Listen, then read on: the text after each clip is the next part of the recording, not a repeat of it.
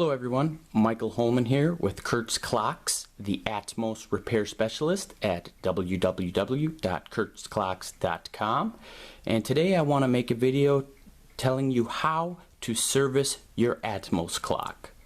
And the way you do it is you send it to a specialist.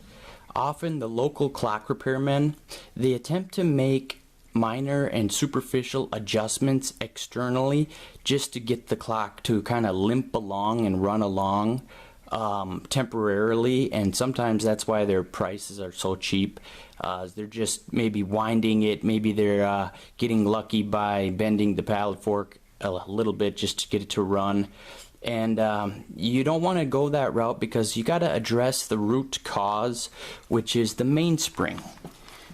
The mainspring has to be overhauled. The mainspring is inside of this barrel here. It's all enclosed. It has lubrication on it. And that lubrication gets gummy and sticky over time, and then the power is not properly released through the movement, through the gear train. So you want to do the job right, which is disassemble completely, ultrasonic cleaning, rinse solution, air compressor dry, and then we have our own custom homemade dryer box over here, just low-level heat that just kind of helps evaporate any of that rinse solution off of it. And yeah, so you don't want to bring it to someone that's going to end up causing more damage than you had in the first place. For example, some guys think that they could squirt the lubricating oil all over the clock, because when you service like a cuckoo clock or a grandfather clock, other wall clocks, weight-driven clocks, you can get by lubing those pivots and the bushing points and get the clock to run again. However, the Atmos clock is completely different. You don't do it that way. All the gears are dry.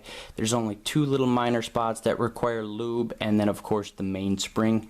So some of the most difficult clocks for me to repair are ones that have been handled by the local guys, and I'm sure they're great with their service of cuckoos and all the others, but the Atmos clock is just an entirely different animal. So my recommendation is to send it to a specialist.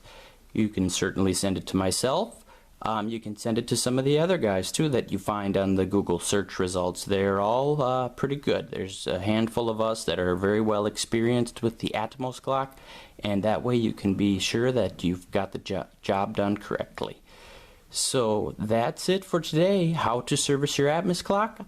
Send it to Curt's Clocks. Take care and stay safe. Goodbye.